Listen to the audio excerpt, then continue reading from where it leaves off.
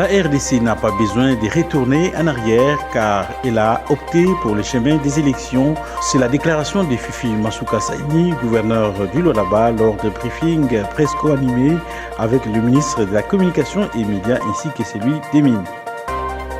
À Ituri, la sécurité et le développement marchent ensemble sous l'état de siège. La modernisation de la ville en séjour et la volonté manifeste du président de la République, Félix Tshisekedi, matérialisée par le gouverneur militaire Johnny Luboya Kachama.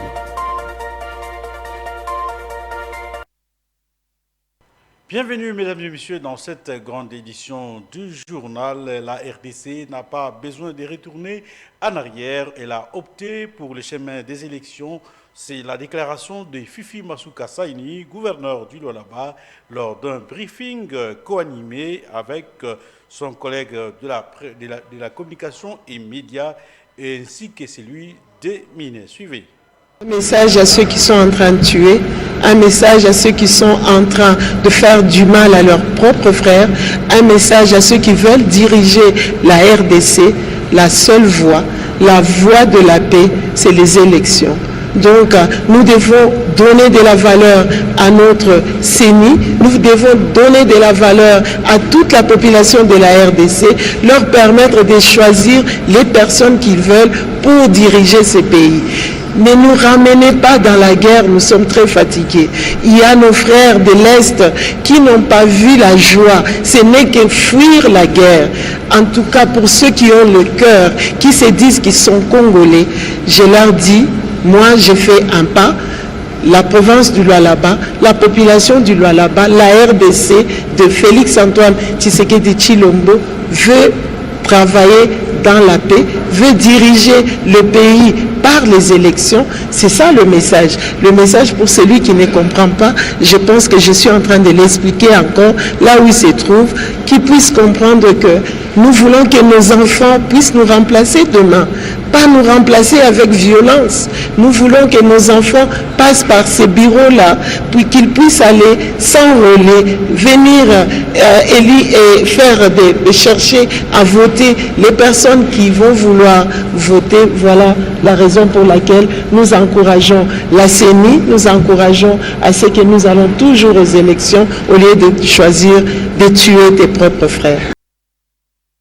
En séjour dans la province du Lualaba, le chef de l'État Félix Antoine Tshisekedi a inauguré des imposants bâtiments construits sur fonds propres du gouvernement provincial.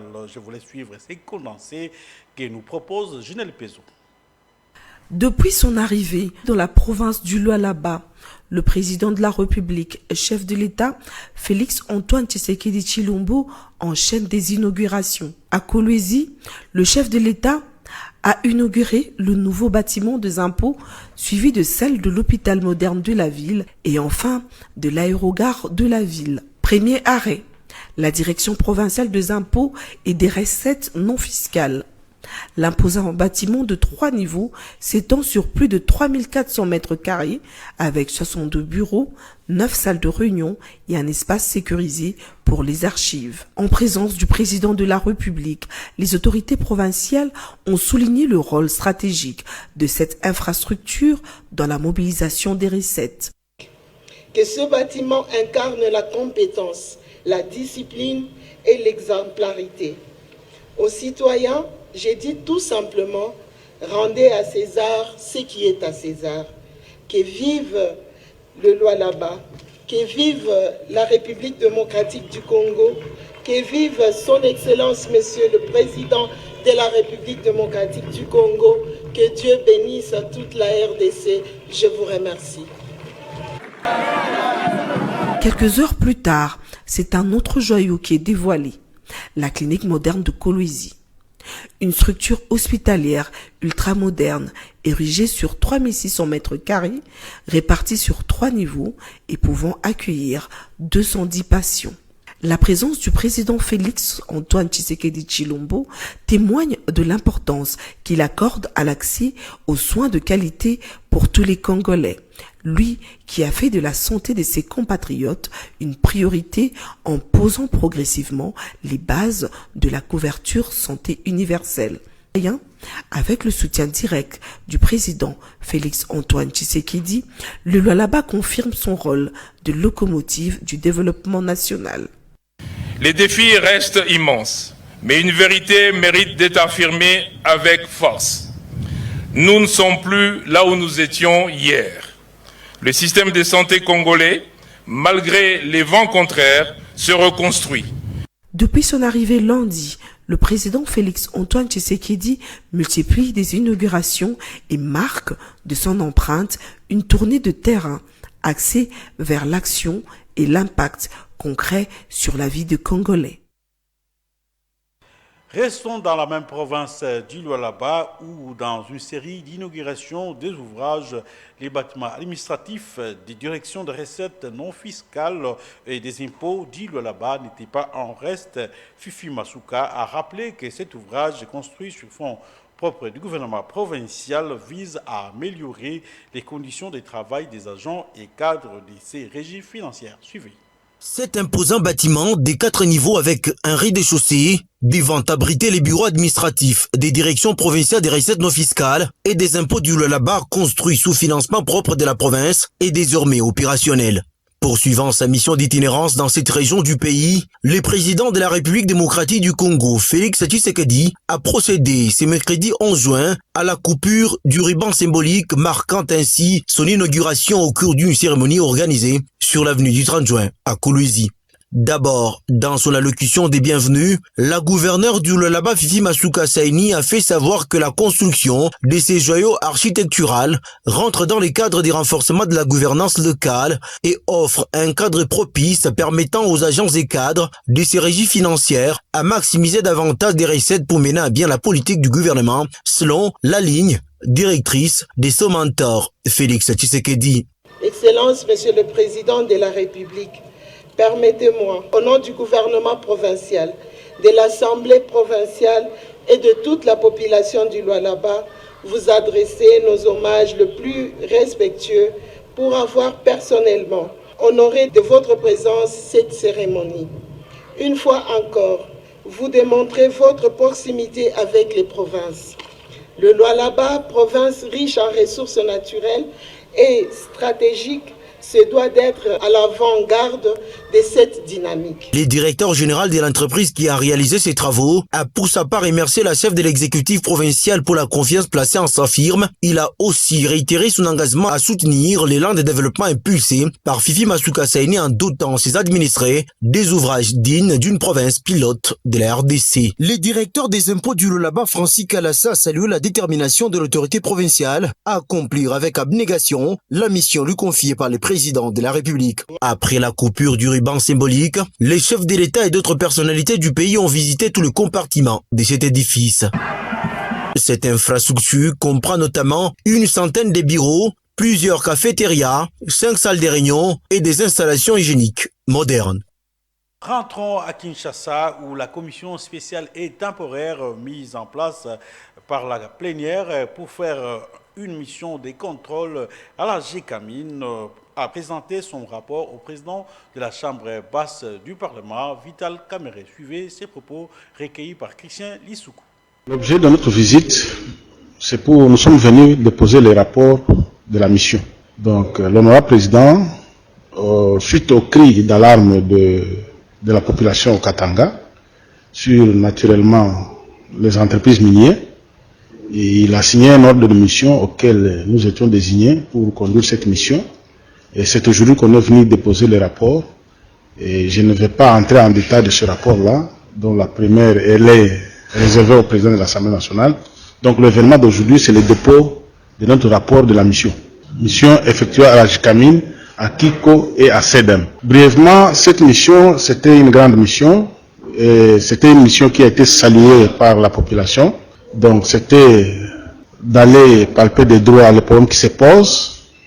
Et nous avons été en contact avec tous les responsables de ces entreprises-là. On a échangé et je crois que tout est condensé dans ce rapport. Il y a des recommandations, il y a des observations auxquelles le président aura tout son temps pour analyser et en fin de compte prendre des décisions qui s'imposent.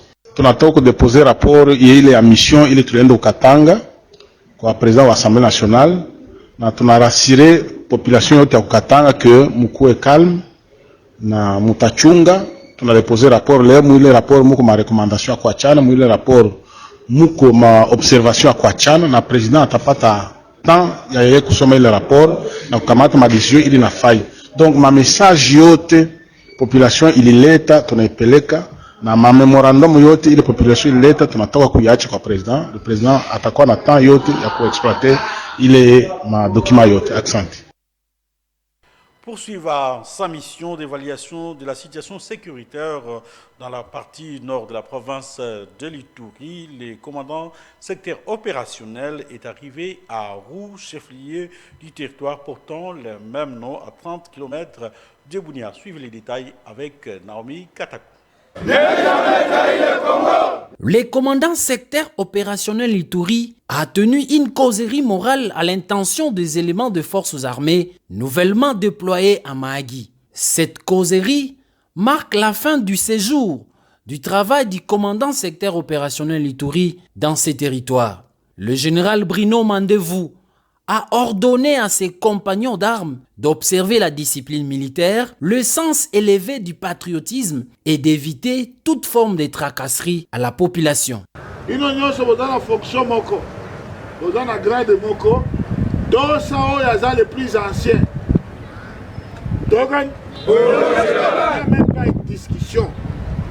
Deuxième classe, il faut Tosanan. Première classe à Tosanan. Caporal à Tosanan. Grand major à Tosanan. Lieutenant général à Tosanan. C'est la discipline. Dans la foulée, cet officier général de forces armées a rappelé aux troupes la mission leur assignée. C'est plus que dans la mission, donc défendre l'intégrité territoriale, protéger la population et leurs biens. Ce renforcement d'effectifs militaires à Mahagi est une réponse aux cris de détresse de la population après plusieurs demandes. Aujourd'hui, cette demande a trouvé un écho favorable auprès du commandant des opérations, gouverneur militaire de la province de l'Ituri, le lieutenant-général Luboyankansha Majoni, a envie d'assurer de plus en plus la protection de la population et de défendre la patrie contre la menace externe et interne en cette période de l'état de siège où les forces armées de la République démocratique du Congo restaurent l'autorité de l'État et développent lentement et sûrement la province de l'Ituri. Restons en Ituri où la sécurité et le développement marchent ensemble sous l'état de siège. La modernisation de la ville en séjour et la volonté manifeste du président de la République, Félix-Antoine Tshisekedi, matérialisée par les gouverneurs militaires Luboyankansha Majoni. Suivez. Sous un élan transformationnel, Bunia, chef-lieu de la province de l'Ituri, désormais asphalté du nord, sud, est, ouest, et les travaux continuent jour et nuit pendant l'état de siège. À la modernisation de la voirie urbaine, il faut ajouter l'essor architectural que connaît la capitale provinciale de l'Ituri, où il fait désormais beau vivre. Ces jeunes, ayant quitté Bunia en 2014, n'arrivent pas à croire à la nouvelle image de leur ville, devenue un modèle de développement pour plusieurs villes et cités de l'Est de la République démocratique du Congo. Je suis stupéfait comparativement à d'autres provinces, là où j'ai été. La ville de Bunia a changé tellement, chacun se sent à l'aise. D'autres provinces doivent copier le gouverneur de l'Ituri, qu'elles constatent eux-mêmes le changement que connaît cette ville. Chacun doit faire sa part et le pays ira de l'avant. Au même moment, les travaux de modernisation de l'aéroport Murongo évoluent sans désemparer, évalués à 61% des réalisations par Barry Aboubakar, directeur technique de l'entreprise Mokaban. Bientôt, les avions gros porteurs pourront atterrir à Bunia. La construction du nouveau tarmac, la nouvelle aire de stationnement, nous sommes environ à 61%. Nous avons entamé les 31 km qui se constituent un nouveau contrat pour la modernisation des voiries de la ville de Bunia. D'autres acteurs de la ville, comme l'avenue Hôtel Kirikou ou bien Mouzipila, vont bientôt dire adieu à la poussière et au nid des poules qui les jaugeait à la satisfaction des habitants. Félicitations aux autorités, comme il n'y a plus la poussière. Et nous les motards, nous nous forcerons à être propres. Jour après jour, la ville de Bunia revêt sa plus belle robe, celui qu'il convient au regard de l'immense potentialité qui regorge l'Ituri. Disons-le, ces projets de modernisation d'infrastructures en ville de Bunia, réalisés sous les regardants du gouverneur militaire, lieutenant général Loboyaka Chamadjoni, sont financés par le gouvernement central, traduisant ainsi le désir ardent du chef de l'État, Félix Antoine Tshisekedi Tshilombo, de faire la ville de Bunia un pôle d'attraction au niveau national. En séjour dans la province du Lualaba, dans la suite du chef de l'État en marge de la conférence de gouverneurs, le ministre d'État en charge des infrastructures et travaux publics a visité les travaux routiers de la RN numéro 1 tronçon Ngouba-Louboudi de 145 km, un an après le lancement des travaux. Suivez. Près d'une année après le lancement des travaux de modernisation de la route nationale numéro 1 dans son tronçon compris entre Ngouba et Mbujimaï, long de 843 km, ce projet financé par le programme sino-congolais qui comprend Silo connaît un taux d'exécution rassurant. Le ministre d'État, ministre des Infrastructures et Travaux publics, en séjour dans la province du Lualaba, a effectué le mercredi 11 juin 2025 une visite d'inspection des travaux ambitieux que réalise l'entreprise CISC et ses sous-traitants sur cette linéaire attendue dans 3 ans.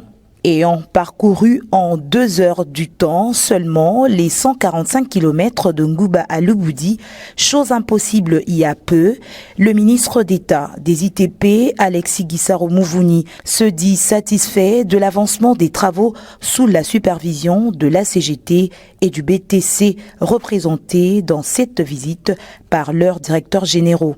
Des réalisations combien louables qui respectent d'ailleurs le planning des travaux. Des ouvrages de franchissement construits, des caniveaux en moellon déjà prêts, ouverture, dégagement des emprises, rechargement de la couche de fondation, la chaussée prend forme avec notamment la pose de la couche de roulement en béton bitumineux sur certaines parties. Bref, la cure de Juvence porte ses fruits sur ce tronçon combien capital pour les populations des 11 provinces que relie la route nationale numéro 1. La promesse du chef de l'État, Félix Tshisekedi, faite à ses compatriotes, se concrétise petit à petit, rassure Alexis Guissaro Mouvouni, qui loue l'avancement des travaux avec notamment l'ouverture de la route d'ici la fin de la saison sèche. Toujours dans la province du Lualaba, le chef de l'État, Félix Antoine Tshisekedi Tshilombo, a inauguré plutôt une aérogare de l'aéroport d'Ekolezi dans la province du Lualaba. Suivez. Capitale mondiale du cobalt et chef-lieu de la province minière du Lualaba, Kolwezi doit être dotée d'infrastructures aéroportuaires modernes, dignes de sa hauteur, des infrastructures répondant aux normes de l'Organisation de l'aviation civile internationale. C'est désormais une réalité avec l'inauguration ce mercredi 11 juin 2025 de la nouvelle aérogare de l'aéroport international de Kolwezi par le président de la République Félix Antoine Tshisekedi Tshilombo en visite au travail et d'itinérance au Lualaba. Le chef de l'État est arrivé en compagnie de la distinguée première dame Denise Nyakeru Tshisekedi sur le site de la cérémonie où l'on a noté la présence à la tribune d'honneur de la première ministre Judith Suminwa, des vice-premiers ministres, ministres d'État, ministres et autres invités à la cérémonie inaugurale. Dans ce mot de circonstance, Madame la gouverneure du Lualaba, Fifi Masuka Saini, a circonscrit la cérémonie de séjour consistant en l'inauguration de la nouvelle aérogare de l'aéroport de Kolwezi, de la caserne anti-incendie et de l'échangeur de Kolwezi. Des ouvrages réalisés sous fonds propres du gouvernement provincial du Lualaba et s'inscrivant dans la vision du développement du pays impulsé par le président de la République. À cette occasion de l'inauguration de l'échangeur routier, le nouveau bâtiment de l'aérogare et la caserne anti-incendie de l'aéroport, ces infrastructures construites dans un contexte d'agression de notre territoire national, je voudrais en saluer les héros pour sa bravoure je cite, le premier citoyen congolais, son Excellence Félix Antoine Tshisekedi Tshilombo, président de la République et chef de l'État,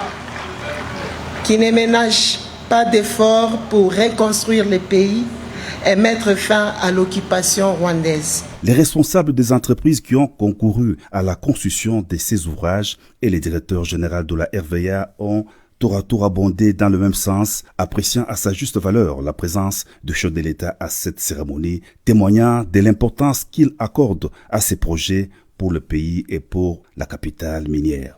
Le vice-premier ministre des Transports, Jean-Pierre Bemba, a relevé toute l'importance de la nouvelle aérogare de Kolwezi visant à soutenir le développement en facilitant les transports des passagers et des marchandises liées à l'industrie minière. Les allocutions des circonstances terminées, le président de la République a inauguré l'aérogare de Kolwezi, une imposante infrastructure d'une capacité de 1000 mètres carrés. Le bâtiment principal comprend 2 ailes réservées respectivement aux vols domestiques et aux vols internationaux, 2 salons VIP, 3 escalators et des passerelles électroniques. Au prolongement de la route principale de l'aérogare de Kolwezi se trouve l'échangeur routier moderne au croisement avec la route nationale. L'ouvrage comprend une chaussée asphaltée de plus de 2 km avec des séparateurs routiers en béton, 2 ponts de 58 mètres de portée et une capacité portante de 40 tonnes. L'échangeur de Kolwezi a été aussi inauguré par le président de la République. En société, les travaux de construction de l'avenue Gambela dans la commune d'Ingingiri jusqu'à Bumbu et la réhabilitation de l'avenue Ngiringiri avancent comme prévu, d'où la population de ces municipalités trouve un motif de satisfaction. Suivez ces reportages des Trésors Galamloumé et Andy Chubankou. L'avenue Gambela, dans sa partie de la commune d'Ingiringiri et Bumbu, sera bientôt revêtue d'une nouvelle robe avec la construction de cette chaussée qui est en cours. Mais également l'avenue Ngiringiri qui est en voie de réhabilitation dans sa partie comprise entre Gambela et l'avenue Kulumba. Ce projet de désenclavement va faciliter la circulation de la population.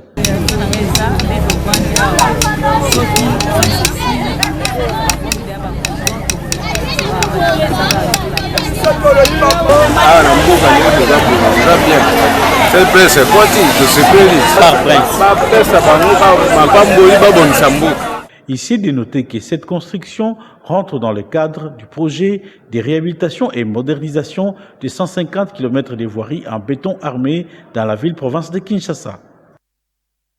Pour boucler ce journal en sport, poursuite du championnat Ligue 1 dans le décide choisi par les organisateurs. Au total, 6 rencontres étaient au rendez-vous. Suivez.